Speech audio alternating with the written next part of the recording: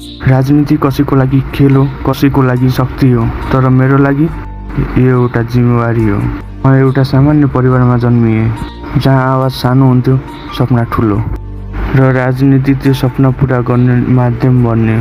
राजनीतिको सुरुवात नेताको कुर्सीबाट होइन, जनताको पीडाबाट हुन्छ। म त्यही पीडा महसुस गर्दैछु, हरेक घरको, हरेक युवाको, हरेक आमाको।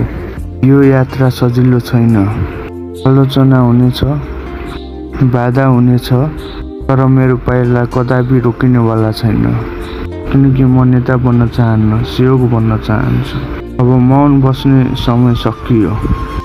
समय आयो केही बोलेर होइन, केही गरेर देखाउने समय आयो। यो मेरो सुरुवात हो राजनीतिको रूप बदल्ने, र यो पुरा हुनेछ भन्ने विश्वास राखी म सपना पुगिआएको छु।